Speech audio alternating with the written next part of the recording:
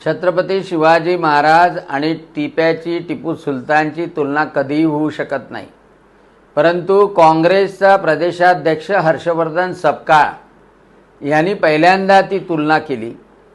टिपू सुलतानाचं उदात्तीकरण करण्याचा प्रयत्न केला आणि त्याचीच प्रेरणा घेऊन त्या वलगावमध्ये लग्नाची पत्रिका छापल्या गेली। म्हणजे खरी प्रेरणा तर त्या काँग्रेसच्या हर्षवर्धन सपकाळपासून घेतली। का तुलना होऊ शकत नाही? तर टिपू सुलताननी लाखो हिंदू आणि ख्रिश्चनांचं धर्मांतरणासाठी जबरदस्ती केली। धर्मांतरण करत नाही म्हणून त्यांना यमसदनी पाठवलं, सर तनसे जुदा केलं, फासावर लटकवलं आणि लाखो महिलांना अत्याचार केले, अनन्वित अत्याचार केले, बलात्कार केले।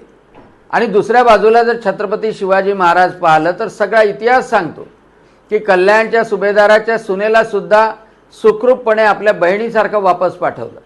कधी कोणत्याही महिलेवर परधर्मीयाची असली तरी अत्याचार झाले नाही।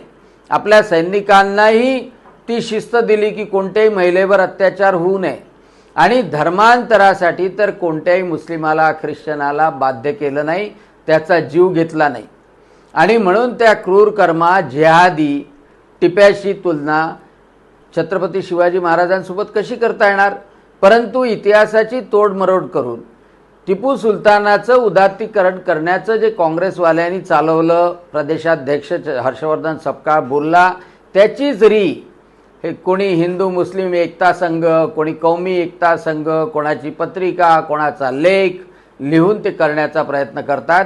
हे पूर्णतः निंदनीय आहे आणि त्याचा निषेधच केला पाहिजे। छत्रपती शिवाजी महाराजांची त्या टिप्याबरोबर धर्मांधासोबत जिहाद्यासोबत तुलना होऊच शकत नाही। एबीपी माझा, उघडा डोळे बघा नीट।